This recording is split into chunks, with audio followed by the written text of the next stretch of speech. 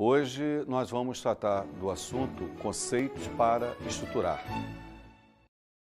Alguns instrumentos mais sistematizados para nos ajudar a organizar ideias, decidir, são muito importantes no processo de planejamento. Não só no planejamento estratégico, mas em qualquer forma de planejamento. Vamos começar então com uma ferramenta clássica que é o brainstorm.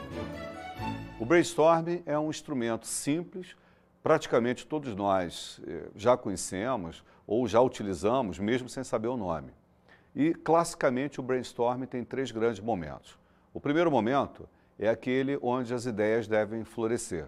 Então, colocado um tema, definido uma situação ou um contexto, a gente começa a pensar em possibilidades, em elementos pertinentes àquela situação, buscando uma solução ou identificando alternativas.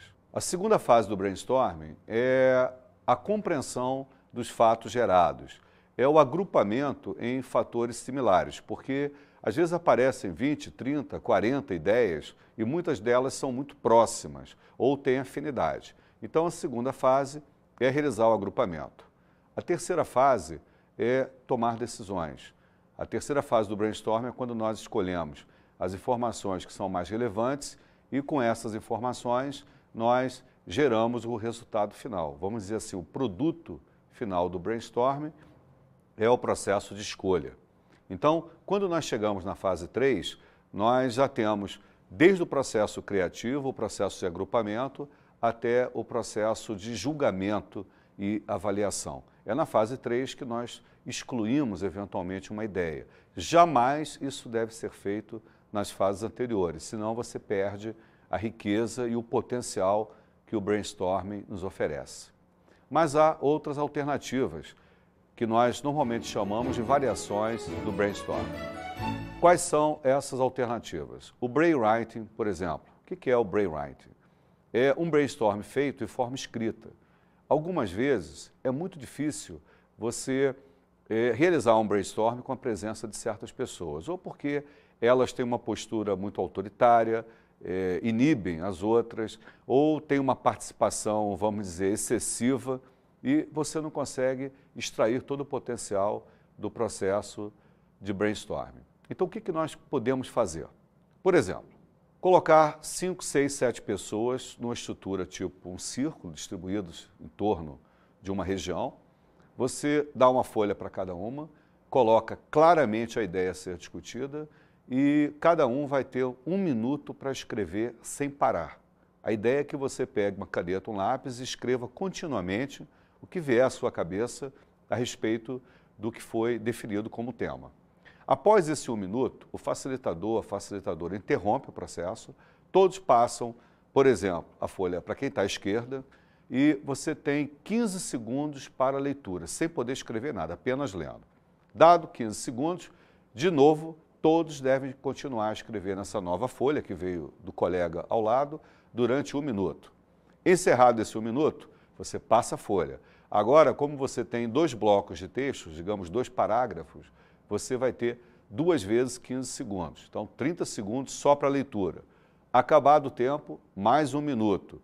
E vai sucessivamente até que você esgote o número de rodadas, ou seja, até que a folha retorne à pessoa original. 7 pessoas, vamos ter 7 rodadas. Com isso feito, nós temos várias folhas, cada qual com vários textos associados. Com esses textos, nós fazemos uma edição, procurando agrupar coisas semelhantes, procurando eliminar redundâncias, e nós temos um material muito rico para uma fase de debate, uma fase de conclusões. Então, o brainwriting é muito bom quando você tem dificuldades devido a questões de ego, pessoas que eventualmente atrapalhem. Se você tiver um ambiente com muitas pessoas, 14, 20, você pode separar em 2 ou 3 grupos e cada grupo executar o seu próprio processo simultaneamente, mas de forma independente. O brainwriting é uma alternativa muito interessante. Uma outra técnica é a técnica Delphi. O que vem a ser a técnica Delphi?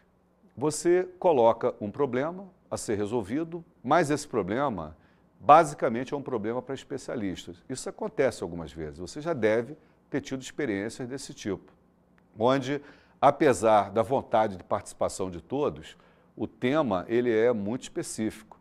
Então, qualquer coisa que as pessoas digam, num assunto muito técnico, às vezes é uma mera opinião. E você precisa realmente de pessoas que conheçam, dominem aquele assunto, porque ele tem uma característica mais técnica. Como é que é feito? Você escolhe, vamos dizer, 3, 4, 5 pessoas que dominem o assunto. Muitas vezes essas pessoas estão espalhadas em vários locais. Hoje, com a internet, fica muito mais fácil você realizar essa técnica. Explica-se claramente para as pessoas qual é a ideia e elas mandam para quem está coordenando suas opiniões. A pessoa que coordena, que deve ter um conhecimento básico sobre o assunto, junta essas ideias, manda de volta para todos, porém sem identificar o que é de cada um. Então, dessa maneira, eliminamos eventuais problemas de ego, tentativas de gerar um predomínio, uma exclusividade da sua ideia. Ao receberem esse consenso, digamos assim, os especialistas têm um tempo, escrevem seus comentários a respeito, mandam de volta para o coordenador. O coordenador, de novo, agrupa essas ideias, caracteriza o que há de comum, o que há de diferente e manda de volta. Esse processo feito 3, 4 vezes, ao final você tem um núcleo de ideias onde há um certo consenso e você tem as opiniões diferenciadas. Você tem os grupos de ideias onde não há um compartilhamento, uma visão clara do consenso do grupo. Então, a técnica Delphi ela pode ser usada, inclusive, em organizações ou em situações onde as pessoas estão espalhadas em qualquer lugar do mundo. Basta que elas aceitem a participação. É um processo onde você elimina a exclusividade da opinião, situações ligadas a ego, opiniões direcionadas, opiniões com interesse muito específico. Eles podem até aparecer, mas vão aparecer de uma maneira bem definida. Uma outra técnica, como variante do brainstorming, é o brainstorming reverso, que também é conhecido como sessão-pichação. O que é isso? Muitas vezes nós estamos no contexto de um debate dentro da organização, uma situação importante, a apresentação de um projeto, e o grupo responsável por esse projeto gerou toda uma solução, digamos um resultado final ou quase final, e precisa ter uma validação. Então há uma sessão de apresentação para as pessoas que decidem, as pessoas interessadas, e essas pessoas têm o compromisso de tentar achar dificuldades, pontos difíceis no processo. Então o objetivo é questionar, daí o nome sessão-pichação. As empresas de consultoria usam isso regularmente, porque é uma maneira que você tem de dar uma maior garantia ao produto final de uma ideia, de uma consultoria, de um desenvolvimento. Então, usar o brainstorm reverso ou sessão-pichação é algo para pessoas maduras, para organizações onde as pessoas têm consciência da importância em detectar os problemas o mais cedo possível nos processos, evitando os problemas futuros que inevitavelmente irão ocorrer. Dessa maneira, a gente consegue ter uma proteção maior para as boas e para as novas ideias, mesmo nos momentos onde elas ainda não estão claramente afirmadas como ideais ou mais adequadas a uma situação. Um outro instrumento agora, vamos olhar um conjunto diferente, né, um novo conjunto de conceitos, ferramentas, diferentes do brainstorming, tem a ver com o posicionamento de prós e contras, é a análise dos campos de força. Que conceito, que instrumento é esse? Você coloca uma situação, isso a gente faz no nosso cotidiano, e sempre fica aquela dúvida, por que eu devo fazer, por que eu não devo? O que tem a favor, o que tem contra? Então nós podemos sistematizar essa ideia de várias maneiras. Você, por exemplo, pode pegar uma situação dentro de um processo de planejamento, uma alternativa, e analisar para a alternativa, via brainstorm, via outros instrumentos, pesquisas que você realize, todos os elementos a favor, pró e todos os elementos contra. E depois que você coloca isso como se fossem vetores, né? Vetores a favor, vetores contra, você pode quantificar Classicamente se usa esse instrumento tentando gerar quantificações de 1 a 5 para cada um desses elementos.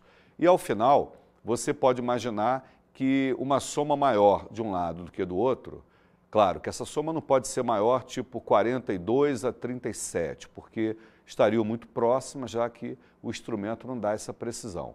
Mas se você conseguir perceber que ao quantificar a diferença é muito significativa, digamos, 41 e do outro lado 30, ou 25, ou 20, então certamente a pontuação maior vai preponderar ou a favor de uma propulsão, quer dizer, vamos fazer, ou como uma restrição.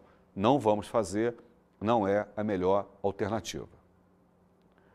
Um outro instrumento que nós temos são os fatores críticos de sucesso.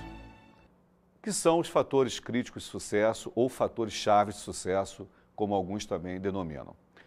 Quando você vai realizar alguma coisa para alguém, quando você imagina uma situação de mercado, isso vale na cadeia cliente-fornecedor, onde você tem ou usuário final ou cliente final ou os elementos no processo interno da organização.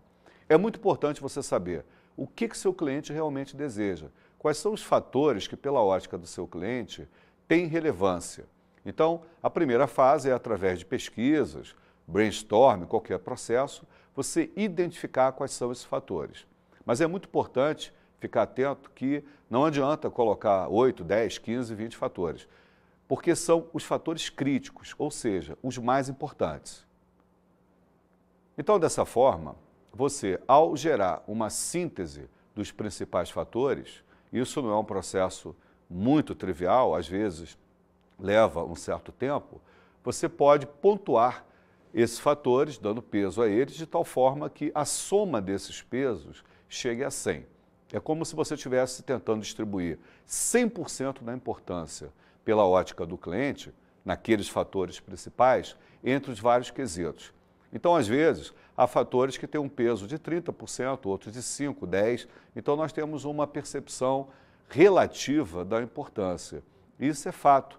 Nós, como clientes, sempre temos preferências em várias situações de compra, de escolha, por certos elementos em detrimento de outros, ou muito pela ótica da qualidade, ou muito pela ótica do preço, pela disponibilidade, pelo prazo de entrega, pela condição de financiamento, pelo design, pela inovação, por ser um elemento da moda, por ser uma cor que naquele momento é uma cor muito distinguida no mercado por sua elegância ou qualquer outra característica.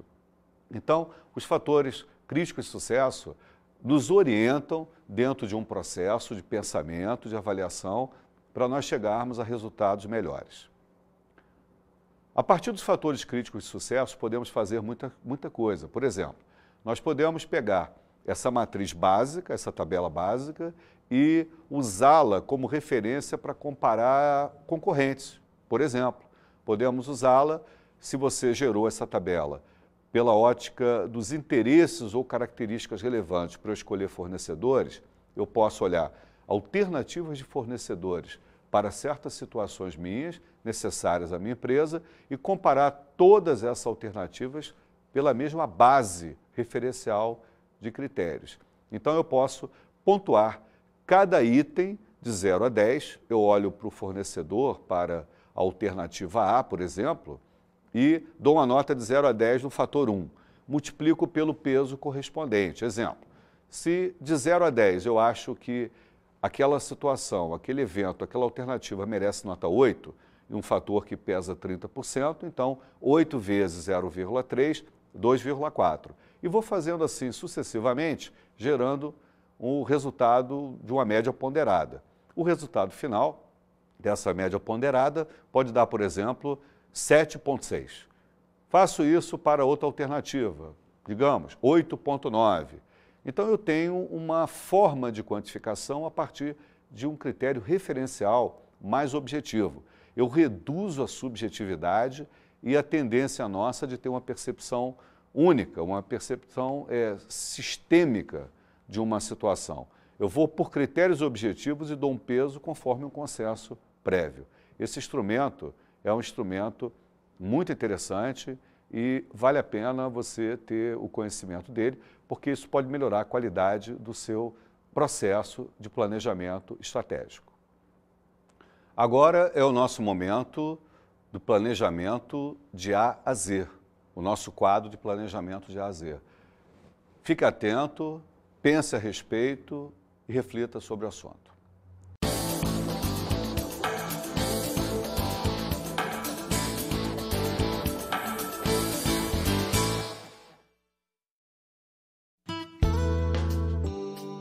Terceirização. Há pouco mais de uma década, a Kodak surpreendeu o mundo empresarial ao anunciar um investimento de 250 milhões de dólares para terceirizar suas atividades de tecnologia da informação. O objetivo era reduzir custos e permitir que a direção concentrasse sua atenção nas ações essenciais da empresa. A partir de então, as terceirizações dispararam no mundo inteiro. Um estudo revela que o parceiro ideal de terceirização é aquele que tem qualificações holísticas, capacidade de implantação estratégica, habilidades operacionais e experiência no setor específico. Para a empresa, é importante saber aproveitar a marca do parceiro. Um bom nome acrescenta credibilidade e ajuda a atrair novos parceiros e clientes. Os executivos devem criar uma situação do tipo ganha-ganha, de forma que um apoie o outro em momentos difíceis e também se beneficiem quando os resultados forem positivos. Quando se pergunta a um executivo qual é o segredo de uma terceirização eficaz, todos respondem: confiança. Um relacionamento aberto e confiável é o que permite aos executivos partilhar o controle dos seus negócios. A grande novidade do momento é a terceirização dos processos administrativos. Trata-se da terceirização voltada para transformar o negócio. É quando uma empresa confere a outra empresa a função de alcançar uma melhoria no desempenho geral de forma rápida, sustentável e radical. É claro que essa prática ainda é encarada como um enorme risco no mundo empresarial. Agora vamos às matrizes decisórias. Gostou do nome? Muito interessante. São técnicas simples que muita gente desconhece, mas depois que toma conhecimento, passa a usar com alguma regularidade. Então, a primeira delas, nesse contexto, é a técnica do grupo nominal. Nós temos também a matriz Guth, o Key-Sort e as matrizes ponderadas. Vamos dar ênfase inicialmente à técnica do grupo nominal, TGN. O que vem a ser a TGN? Imagine que você identificou vários itens que são itens de escolha. Exemplo, eu quero ter um fornecedor para uma certa situação, ou eu tenho várias ideias levantadas no brainstorm. Então eu tenho lá 8 opções. Eu preciso priorizar essas opções. Qual é a primeira, qual é a segunda, qual é a terceira, ou um bloco prioritário. Nem sempre o meu objetivo é ter um ranking, uma sequência exata, mas um conjunto preferencial. Então, se eu tenho um certo conjunto, digamos, 8 itens, eu posso, para esses 8 itens, ter, vamos imaginar, 10 pessoas que vão opinar sobre a prioridade que deve ser dada. Se eu tenho 10 itens, eu posso imaginar que eu vá atribuir 20 pontos a cada pessoa para ela distribuir nesses 10 itens como achar melhor. Então, ela vai lá e coloca 8 pontos no item 1, porque ela acha importantíssimo, e distribui outros pontos. A segunda pessoa coloca 3 pontos no item, 4 no outro, 2 no outro, totalizando seus 20 pontos. Ao final, todas as pessoas que participam dessa votação, é como se fosse uma votação onde eu coloco minhas fichas, meus pontos, distribuídos nas 10 opções originais que eu tinha, e eu não sou obrigado a pontuar todo mundo, eu pontuo quem eu quiser, eu posso até, no caso mais extremo, colocar todos os meus pontos numa única opção. Feito isso, você soma. Então, ao realizar a soma, nós podemos observar isso num pequeno exemplo que vocês poderão acompanhar. Nós temos no exemplo 6 itens a avaliar e temos 5 avaliadores. Os avaliadores distribuíram, cada um deles, nesse caso, 12 pontos. E podemos perceber claramente que o item a avaliar número 3 teve uma escolha preponderante. Depois, o item 2 e o item 1. Então, dessa forma, eu tenho um critério mais objetivo de seleção e, naturalmente, eu posso estabelecer várias maneiras ou critérios de distribuir a pontuação. Eu posso, por exemplo, imaginar que você vai pontuar segundo múltiplos de 2, a diferença de uma escolha para outra, sempre múltiplos de 2, ou potências de 2. Aí são alternativas, são arrumações possíveis para aperfeiçoamento do processo. Uma outra forma de realizar processos decisórios é a matriz Guth. O que vem a ser a matriz Guth? Basicamente, nós usamos quando analisamos riscos. A matriz Guth ela é muito usada para análise de riscos. Então, identificamos os riscos, vários deles, 4, 5, 6, 8, 10, 15, o que for, e preciso classificá-los, porque eu estou preocupado em saber quais os riscos que, na percepção do grupo, são mais relevantes. Então, identificado o risco, eu classifico cada um segundo 3 critérios: a gravidade, que é a dimensão G, a urgência, que é a dimensão U, e a tendência, a dimensão T. Agora, o grupo tem que chegar a um consenso para que esse resultado, no máximo, seja 5, essa percepção, de 1 a 5. Então, por exemplo, o que é a gravidade? É, se ocorrer, qual o impacto que gera. 5 é quando o impacto é muito forte. E, sucessivamente, até 1, onde o impacto é bem pequeno. U, que é a urgência, é se é necessário fazer algo logo ou se eu posso esperar. Há situações que elas não são riscos que aconteçam imediatamente. Eu tenho um tempo ainda para agir. Mas quando eu não tenho tempo, eu tenho que colocar 5. 5 é quando a urgência é muito alta. Eu preciso fazer algo logo, senão não vai adiantar a minha reflexão a respeito do risco. E o T, que é a tendência, poderia ser usada até a letra P de probabilidade, mas usa-se T. A tendência é a probabilidade daquilo piorar com o tempo, tornar-se realmente um risco crescente. Então, quando eu classifico, usando no máximo até 5 na pontuação, em números inteiros, e eu multiplico o G, o U e o T, ao multiplicá-los eu vou ter 5 vezes 5 vezes 5, o maior número, 125. Então, através da matriz Guth, eu consigo chegar a um risco máximo de 125 e gerar uma priorização. Então, é um critério de priorização normalmente associado a riscos. A gente usa, em geral, para riscos. Gostou desse instrumento? É um instrumento simples, muito útil. Eu espero que você tenha a oportunidade, em alguma situação, de experimentá-lo e você certamente vai gostar muito e usar em diversas outras situações. A próxima ferramenta é o Keysort. Esse Keysort é um nome em inglês, nós não temos assim um nome usual em português. O Q é de quill, que é fila em inglês. Sort é classificação. Então, essa ferramenta significa classificar segundo uma fila, ou seja, priorizar. Como é que funciona? A nossa cabeça tem uma relativa facilidade para escolher entre 2 opções. Se você chega no local e tem 15 opções para você escolher, você, em geral, vai levar um tempo muito maior. Se você chegar numa sorveteria e tiver 20, 30 opções para você vai levar um tempo muito maior do que poucas opções. Então, partindo desse princípio, você pega uma quantidade de itens a priorizar e você vai fazer isso segundo opções diversas, depende do seu interesse naquele momento. Você separa em 2 grupos. Exemplo, eu tenho 30 itens a priorizar. Eu preciso gerar uma escala, desde o item menos prioritário até o mais prioritário. Eu separo em 2 grupos, o de alta e de baixa. Eu não preciso colocar meio a meio. É simplesmente a sensação do grupo, um trabalho em grupo, onde eu uso a minha intuição, o meu sentimento sobre cada item. Claro que para isso eu tenho que saber, conhecer o assunto que eu estou abordando naquele momento, e separo em 2 grupos, o grupo de alta e de baixa prioridade. Feito isso, eu agora pego cada um deles, o de alta, por exemplo, e separo de novo em 2. Um que eu ache que ali dentro seja realmente alta prioridade e outro que eu considere que tem uma prioridade um pouco menor.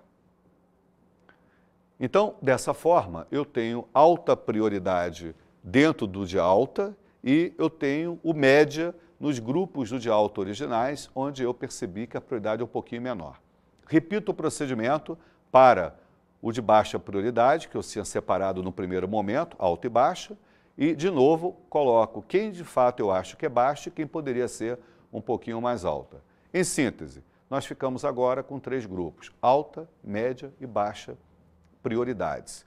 Posso, então, agora fazer uma arrumação final, apenas deslocando alta para média ou vice-versa, e média para baixa, e ficamos com 3 agrupamentos: alta, média e baixa.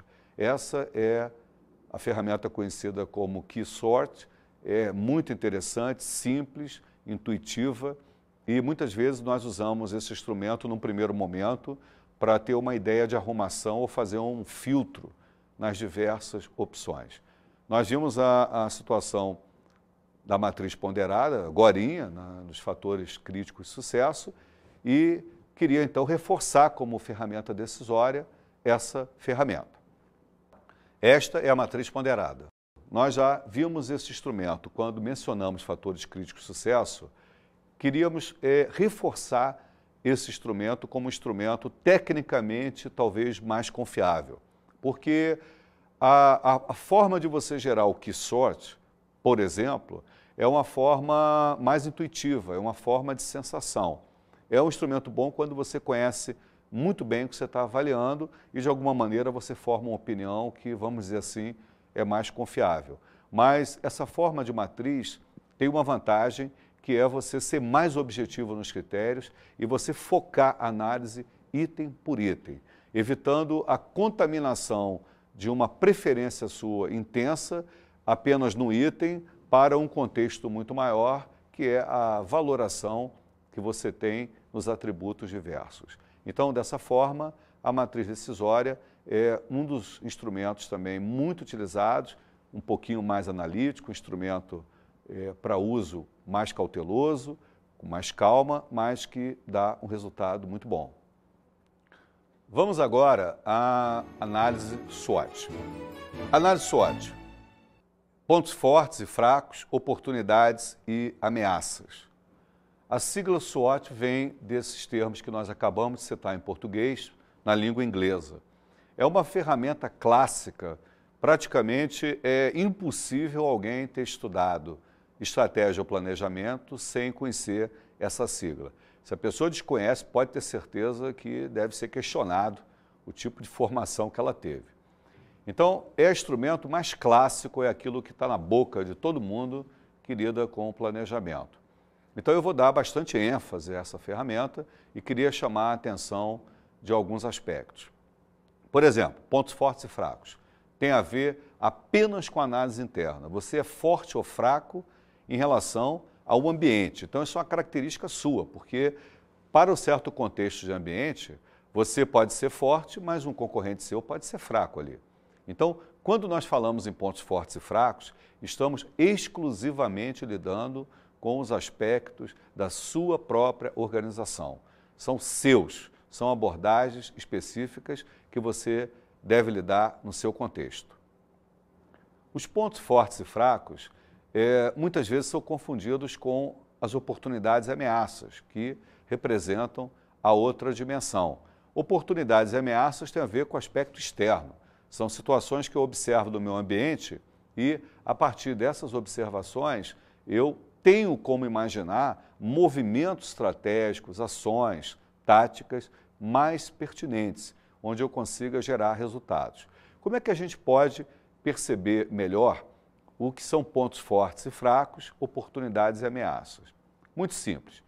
Uma dica.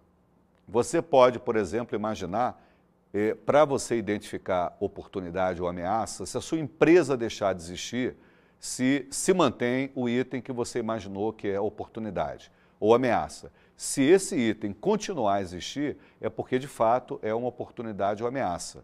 Mas se ele sumir, é porque era uma característica sua. Então, na realidade, o que seria oportunidade era um ponto forte.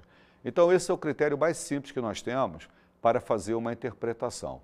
Imagine a sua empresa deixando de atuar no mercado, se esse fator que você imaginou como oportunidade continua. Se ele permanece, sem dúvida alguma, houve uma confusão conceitual. Mas a análise SWOT tem grandes vantagens no desdobramento, porque a partir do momento que nós identificamos, a partir de brainstorm, escolhas, decisões, os pontos fortes e fracos, as oportunidades e ameaças, nós podemos fazer correlações entre esses aspectos. Por exemplo, eu olho meus pontos fortes e tento compará-los com as oportunidades e ameaças. Ou seja, os meus pontos fortes ajudam a explorar oportunidades ou ajudam a superar ameaças. Naturalmente, se não ajudam, esse ponto forte não tem relevância. Eu posso até deixá-lo como um apêndice, como uma percepção, porque às vezes no futuro ou numa alternativa aquilo passa a ter relevância. Mas no contexto que eu estou analisando, aquele ponto forte descaracteriza uma análise onde eu possa considerá-lo útil para o meu processo de planejamento. Mas, de outra forma, se esse ponto forte estiver explorando oportunidades ou ajudando a superar ameaças, eu tenho algo muito interessante, ou seja, eu tenho a força, eu tenho elementos que alavancam o desenvolvimento, um crescimento ou a superação de dificuldades que o ambiente apresente para mim. Vale o mesmo tipo de raciocínio para os pontos fracos. Eu posso pegar os pontos fracos e analisá-los comparativamente com as oportunidades e ameaças. Ou seja, esse meu ponto fraco é de fato perigoso, limitador, pela ótica das oportunidades e das ameaças? Se for, então eu tenho que trabalhar uma evolução, um plano interno para que esse meu ponto fraco seja atenuado ou, o que é ideal, deixe de existir. Mas também se esse meu ponto fraco não tem nada a ver com as oportunidades e ameaças, ele fica realmente como uma fraqueza, algo que não é desejável, porém sem consequências maiores, pelo menos naquele contexto. Mas eu gostaria de lembrar de uma coisa, a análise SWOT ela não é estática. Uma percepção no momento atual, o cenário pode mudar. Então as oportunidades e ameaças às vezes são dinâmicos. O que hoje você tem como uma oportunidade pode no momento futuro deixar de ter significado maior.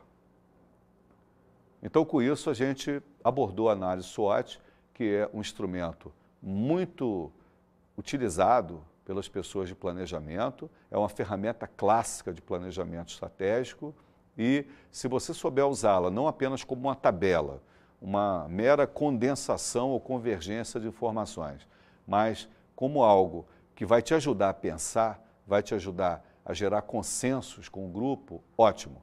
Você vai ter um bom proveito dessa ferramenta. Vamos agora à dica de estudo.